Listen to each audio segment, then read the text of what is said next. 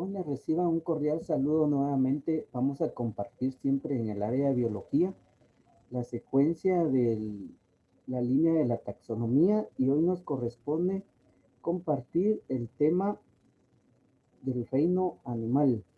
Vamos a empezar de lleno con este otro reino que la taxonomía ha contemplado dentro de la clasificación.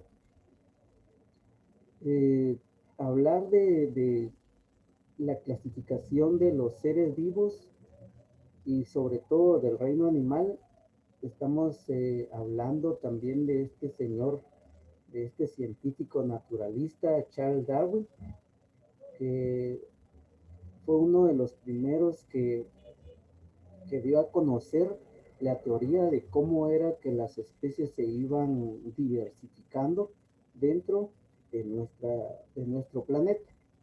Charles Darwin juega un papel muy importante en cuanto a esta situación de cómo es que el reino animal ha ido evolucionando hasta llegar a tener los casi 35 film y cerca de 1 millón de especies que desde luego nosotros no conocemos, pero que están clasificados dentro de todo el patrón taxonómico.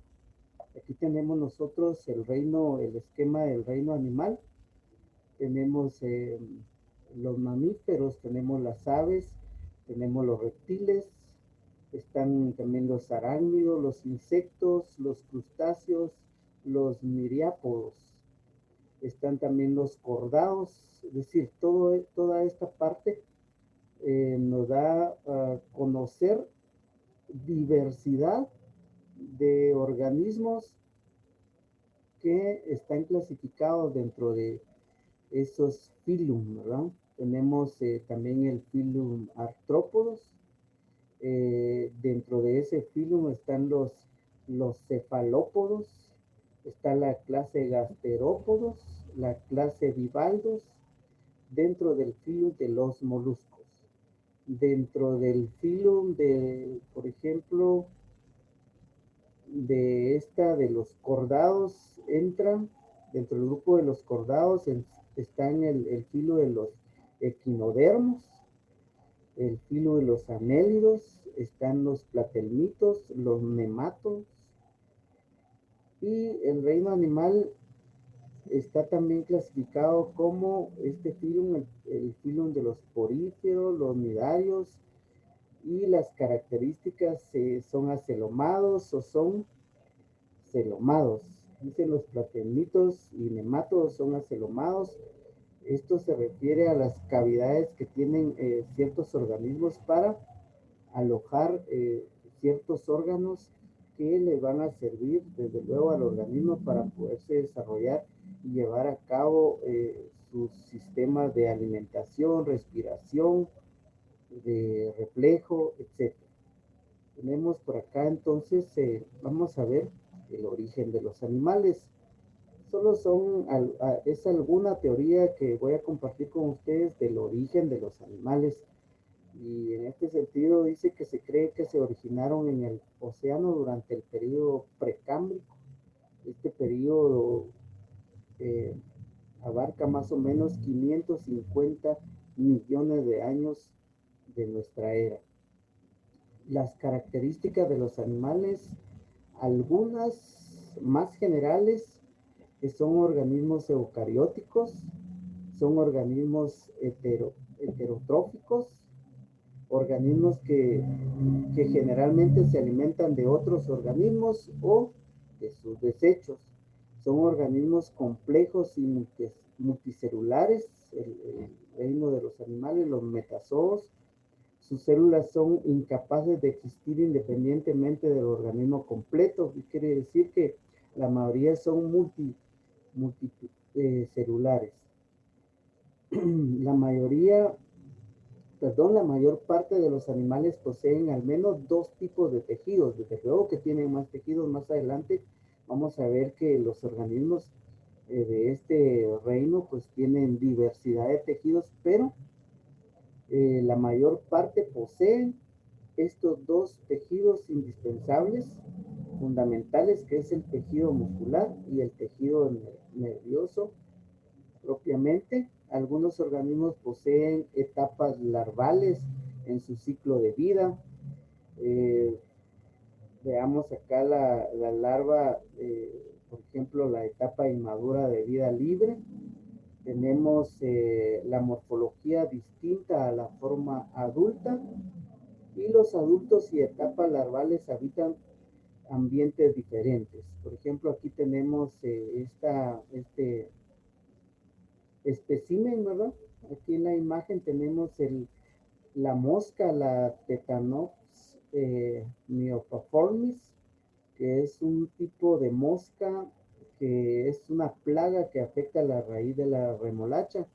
Es muy peligrosa esta plaga y ella se va a, digamos, a reproducir de esta forma, de forma larvaria, es decir, va a sufrir esa parte que se conoce como metamorfosis, ¿verdad? Y la explosión cámbrica. De aquí, de la explosión cámbrica, o también llamada evolución acelerada, que es donde en el periodo cámbrico hay una gran explosión donde se desarrolla la diversidad de gran cantidad de organismos. No logran especificar los científicos cómo es que esta parte estaban ahí los organismos primitivos, tal vez de alguna manera clasificados dentro de otro reino, por ejemplo los protozoos, y en este periodo hubo una gran explosión y surgieron, ahí sí que valga la redundancia, diversidad de especies del reino animal. ¿Cómo están organizados cómo está organizado un animal? Un animal está organizado por medio de células pluricelulares, heterótrofos, ingieren alimentos complejos que deben ser digeridos, y esto demanda que tengan un sistema digestivo. Es un tubo que constituye el revestimiento del tubo digestivo. Tenemos ahí el músculo, ¿verdad? Ahí entra ya el tejido muscular. También el otro tubo que constituye el revestimiento externo, ¿verdad? Que es otro tipo, todo este tipo de tejido es tejido liso, muscular liso. Son dos tubos concéntricos que explica cómo es que está organizado los organismos del reino animal para poder ingerir y procesar los alimentos, conducirlos hasta llegar del medio exterior al medio interior. El tubo digestivo, ahí se lleva a cabo, como ustedes pues ya saben, se lleva a cabo todo el proceso de aprovechamiento de los nutrientes y también los desechos que en un momento determinado pues el organismo tiene que eliminar para que no se vaya a contaminar. La organización de un animal por medio de tejidos. Es gran cantidad de organización que tiene ya un animal en contacto con el medio exterior. Nosotros somos claro ejemplo de esto. Tenemos el tejido epitelial, como vimos anteriormente, son recubrimientos de órganos internos, ¿verdad? Van a cubrir los tegumentos, cubierto corporal de tejido epitelial y otras estructuras que necesitan de esta protección, y de esa manera está organizado un animal por medio, en primera instancia, por medio de esos tejidos. También están los movimientos en busca de alimento.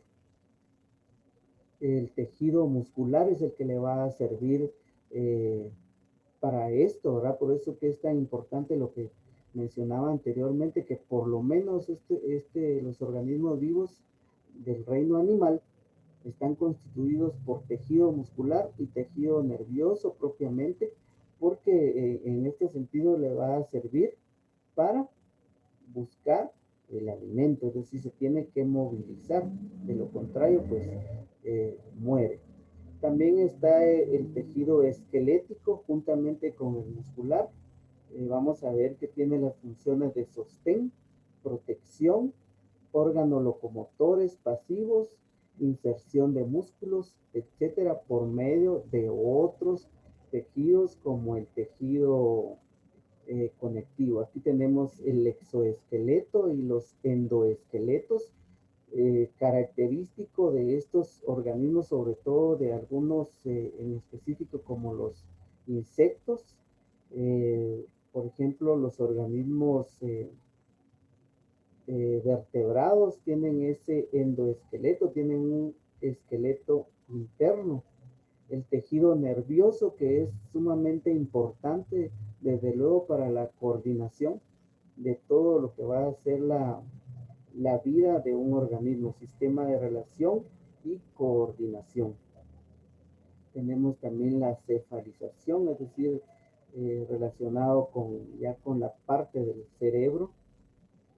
Tenemos también la parte que va a ayudar al organismo a la perpetuación de la especie, como lo es eh, el tejido o las glándulas de reproducción. Tenemos acá en ocasiones algunos animales, algunos de estos organismos del reino animal se van a reproducir asexualmente, que como nosotros también ya sabemos es donde los organismos va a depender de un solo progenitor que puede de alguna manera dividirse o desarrollarse, reproducirse de formas muy diversas. Pero la mayoría de organismos del reino animal se reproduce de manera sexual.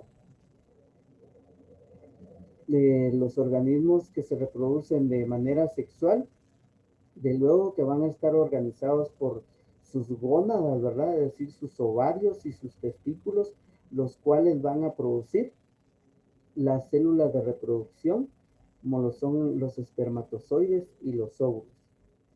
Luego tenemos la clasificación de los tejidos del reino animal. Tenemos por acá las células de poco movimiento, las epiteliales nuevamente. Tenemos que sirven de revestimiento. También protegen órganos internos. También hay tejido epitelial de secreción, por ejemplo, los poros, las glándulas sebáceas. Y esto está de esto está constituido un organismo del reino animal. Tiene ya todas estos tejidos ya complejos, todos estos sistemas complejos, a diferencia de los otros organismos que hemos venido de alguna manera compartiendo sus características. También secretan sustancias. Eh, También dentro de esta clasificación de las células de poco movimiento, también tenemos el tejido conectivo, el conjuntivo, ¿verdad? Uno que conecta los tendones, los ligamentos, que van a estructurar eh, el sistema óseo, y también el conjuntivo que va a poder conectar órganos y tejidos entre sí. Está el tejido cartilaginoso, que esto ya es un poco familiar tal vez para ustedes de lo que estábamos viendo cuando vimos los diferentes tejidos. Forman órganos y también ayudan al sostén. Ahí tenemos nosotros el sistema óseo que lleva en sí toda esta otra parte, el conjuntivo y el conectivo y el cartilaginoso, que juntos van a formar ese gran sistema que la mayor parte va a servir para la movilidad. Tenemos también, en este sentido, tenemos células muy modificadas. Tenemos los músculos, eh, tenemos el músculo liso, está el movimiento de vísceras. Este tipo de tejido de músculo liso en los organismos vivos los vamos a encontrar en este sentido así muy específico en el sistema digestivo. Por eso se habla acá de los movimientos viscerales, ¿verdad? Ese movimiento el cual los intestinos realizan para poder ir moviendo el alimento, los nutrientes que se van a ingerir por parte de la especie animal. También está el músculo estriado. Estos ya son propiamente los movimientos de los músculos, como por ejemplo el tríceps, el bíceps. También está el músculo cardíaco, que eso es propiamente de el sistema circulatorio, en especial el órgano del corazón. Tenemos también movimientos del corazón. Está también el sistema nervioso, bastante modificado este sistema en la mayoría de organismos. Son pocos los organismos del reino animal que tienen un cerebro poco desarrollado, y ahí la mayoría pues ya tiene un sistema nervioso desarrollado que le va a ayudar a coordinar el organismo en cuanto a sus movimientos, en cuanto a sus reflejos, propiamente en este caso de adaptación, como nosotros ya también ya vimos anteriormente en los temas en cuanto a las características específicas de un ser vivo. Tenemos ahora la biodiversidad, solo algunas especies, las cuales voy a compartir acá. En la biodiversidad, ¿qué quiere decir esto? La diversidad de la vida en cuanto a los organismos que van a constituir el reino animal. Tenemos que más o menos o aproximadamente existen sobre 1 millón de especies descritas de animales. De esto, los filum o los animales son colocados en aproximadamente 35 filos, mayormente animales acuáticos. Tenemos aquí, por ejemplo, estos ejemplares, los nidarios, ¿verdad? Pueden adoptar distintos aspectos. Aquí vemos una especie de tipo pólipo que no forma colonias, la actinia y otro tipo de medusa. Estos son nidarios. Aquí tenemos una esponja también. Esto entra dentro del filum de los poríferos. Cuando compartamos tal vez en la otra plataforma vamos a compartir ahí algunas características y algunos especímenes, perdón, que van a representar algunos filum dentro de la clasificación taxonómica de los animales. Los poríferos también tienen sus características. Eso entra dentro del filum de los poríferos y esta esponja que es el que va a representar en este caso. Tenemos aquí la sanguijuela, un organismo muy poco común tal vez en nuestro tiempo, pero que en lugares muy húmedos, en lagunas, en algunos ríos, todavía podemos encontrar algún tipo de este espécimen. Y la tenia, ¿verdad? La tenia, que es un organismo que realmente está clasificado dentro de los gusanos, que hay 3 tipos de gusanos. Este es un espécimen que va a representar al grupo de los platelmitos, que son los gusanos planos. Por ejemplo, acá tenemos nosotros eh, este espécimen de caracol. También tenemos aquí un bivaldo, ¿verdad? Las conchas o las ostras. El caracol de tierra no solo es gasterópodo. Fíjense, este es un gasterópodo ejemplar, más conocido en nuestras latitudes, sino también una de las especies más conocidas entre todos los invertebrados, dada su gran abundancia.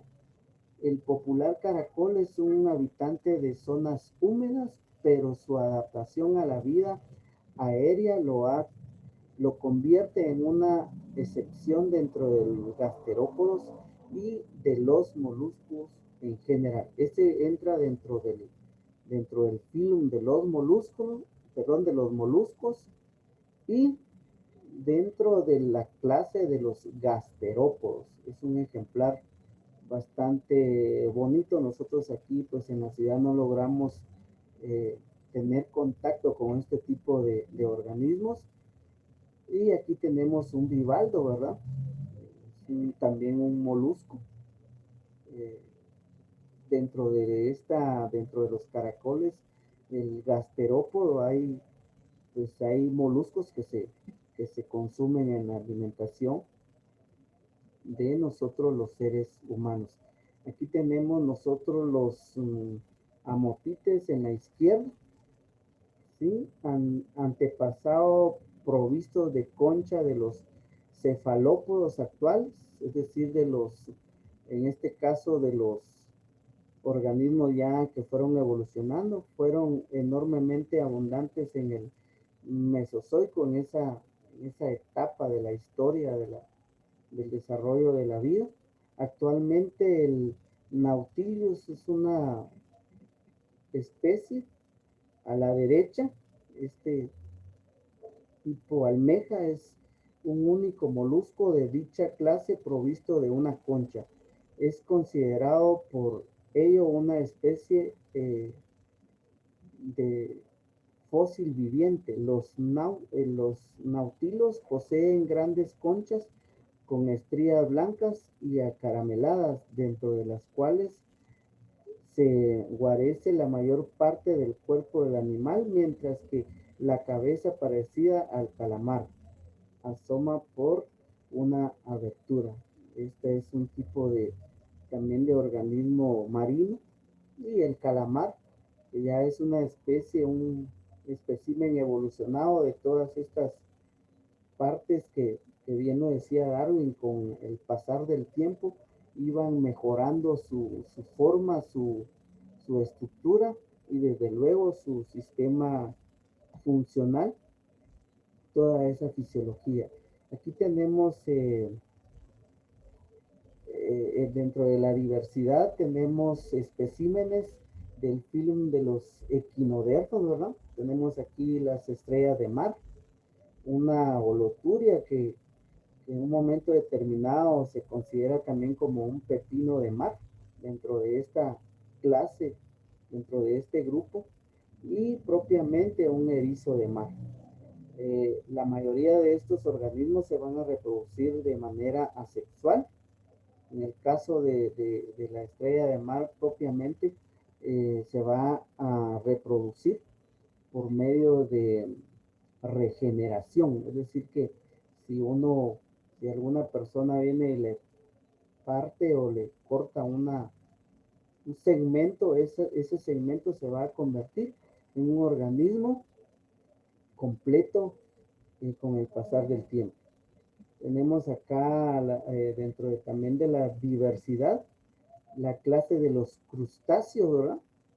Tenemos aquí crustáceos adaptados a la vida acuática.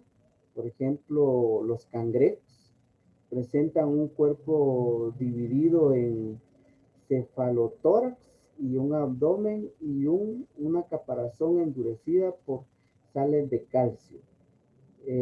Además también de quitina, tiene dos pares de antenas. El grupo más conocido es el de los decápodos, con 5 pares de patas, al que pertenecen todas las especies de cangrejos de agua salada y agua dulce. Aquí tenemos nosotros que los crustáceos pertenecen a a ese grupo, a esa clase. Y también por ahí tenemos nosotros, dentro de esos organismos, que también hay organismos que habitan en la tierra propiamente. También tenemos la clase de los insectos, una gran diversidad de organismos de esta clase. Dentro de esto también está las mariposas. En general están adaptados a la vida aérea, aunque muchas especies pasen su fase larvaria en el agua. Tienen el cuerpo dividido en cabeza, tórax y abdomen, es decir, está segmentado por 3 secciones: cabeza, abdomen, perdón, la cabeza, el tórax y el abdomen. Cuentan con un solo par de antenas y 3 pares de patas. muestran unos apenes singulares. Las alas casi siempre dos pares es la clase más numerosa de los seres vivos. En ustedes, aquí les decía al principio, la clase de los insectos es gran cantidad que nosotros podemos diversificar dentro del grupo de los animales. También tenemos la clase de los miriápodos, que uno tal vez podría confundirlos con algún insecto, pero en realidad los miriápodos están adaptados a la vida aérea, tienen el cuerpo dividido en cabeza y tronco, presentan un par de antenas y numerosos segmentos, cada uno de los cuales presentan un par de patas, rasgo del que toma su nombre el grupo. Aquí tenemos a los, dentro de los miriápodos, como les digo, nosotros todavía no podemos de alguna manera tener contacto con estos organismos, pero dentro de esta clase podemos mencionar los 100 pies y los 1000 pies, ¿verdad? Que algunos de ellos son ponzoñosos. La clase de los arácnidos están adaptados a la vida aérea, tienen el cuerpo dividido en cefalotórax y abdomen, carecen de antenas, cuentan con un par de quiseras, uñas conectadas a las glándulas venenosas y que de alguna manera también les va a ayudar a la producción del material que van con el cual van a formar su guarida, en este caso la tela de araña. Aquí tenemos nosotros otros ejemplares de otra clase, el Amphioxus y las Axidias son las especies más conocidas de los zoofilos cefalocordados y tunicados respectivamente. Estos pequeños animales acuáticos desconocidos para nosotros los profanos son de gran valor para los evolucionistas, ya que lo relacionan con los antepasados de los vertebrados. En este caso, la teoría de Darwin por eso se iniciaba con la presentación ahí muy breve de la biografía de Darwin y el aporte en este sentido de los organismos del reino animal, desde luego de todos, pero del reino animal, que son los organismos que de alguna manera con la teoría de Darwin son los que más han evolucionado. En el caso ejemplar y muy particular, en el caso de nosotros los humanos, que hemos llegado a desarrollar grandes habilidades, sobre todo nuestro sistema nervioso. Tenemos aquí siguiendo la secuencia de la diversidad de los seres vivos, por ejemplo, los peces. Aquí por eso les decía yo anteriormente, este reino también, al igual que el reino vegetal, es diverso. Los peces óseos en la izquierda y los cartilaginosos que aparece a la derecha como el tiburón, según algunos científicos pertenecen a distintas clases. Los osteoptios y condrictios, los peces pulmonados, animales que viven en aguas fangosas y que pueden respirar el oxígeno del aire. Pertenecen al grupo que dio origen a los anfibios. Los peces pulmonados no tienen pulmones propiamente dichos, pero están adaptados a respirar el oxígeno del aire. La vejiga natatoria de estos peces es el órgano que adapta una estructura semejante a un pulmón y les permite tomar el oxígeno atmosférico. Dentro de esto, tal vez uno podría mencionar algunas cosas que uno puede confundir, por ejemplo, los delfines, las ballenas que se consideran mamíferos y sin embargo tienen todas las características de estos organismos que son acuáticos, eh, sobre todo. Los anfibios, tenemos gran cantidad de organismos, de verdad, la vida animal es tan bonita, sería de que nosotros nos interesáramos ahí como un zoólogo para poder estudiar esa gran cantidad de organismos, así verlos a simple vista, pues uno dice, pues, ¿será que de verdad existen este tipo de organismos que uno ni se imagina? Los anfibios, primeros vertebrados adaptados a la vida aérea y provisto de dos pares de extremidades adecuadas para la marcha en tierra firme. Los tetrápodos abarcan dos subclases principales, los anuros que no tienen cola, como las ranas y los sapos, y los urodelos con cola como las salamandras y los tritones. Una tercera subclase mucho menos conocida es la de los ápodos, curiosos animales excavadores ciegos y sin patas. Tenemos aquí estos organismos, sí, sinceramente son no muy comunes dentro de la, digamos, dentro de nuestro alcance de conocimientos. Los reptiles tenemos que se conocen hoy en día pertenecen solo a 4 de entre los numerosos grupos que existieron en el pasado. Estos son los quelonios o tortugas, los saurios o lagartos, los ofidios o serpientes y los cocodrilos. Vean ustedes, solo en los reptiles hay 4 grupos de los cuales la taxonomía nos presenta y que de verdad hay que tener bastante conocimiento, hay que hacer bastante lectura para que a uno se le vaya quedando toda esa cantidad de grupos de animales. Imagínense, cerca de 1 millón registrados.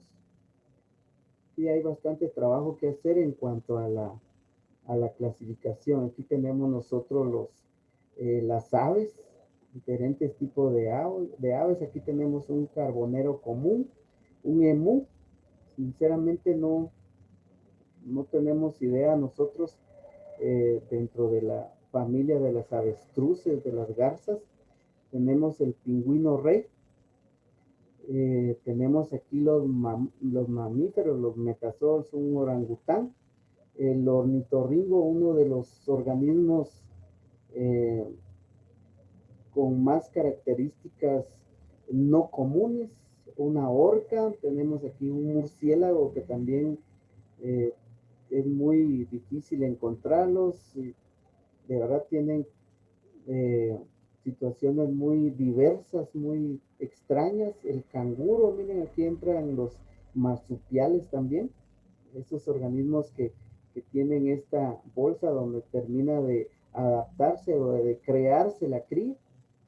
Ahí sí que tenemos nosotros gran trabajo para poder descubrir, es maravilloso poder descubrir la gran diversidad solo de los organismos del reino animal.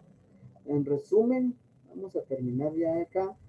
Existen muchas especies de animales, 35 filums aproximadamente, se organizaron, se originaron, perdón, hace aproximadamente 550 millones de años dentro del periodo precámbrico.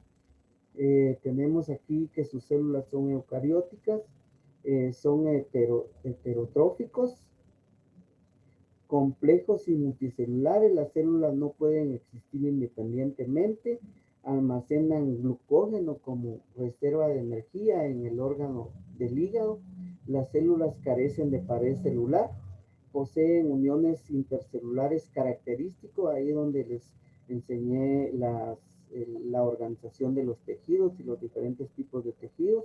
La mayor parte posee tejidos, reproducción tanto sexual como asexual. Algunos poseen sexos separados, desarrollo directo o indirecto, no poseen hifas como los hongos, aunque tal vez algunas estructuras pudiera parecerse a eso, pero son muy diferentes al reino fungi.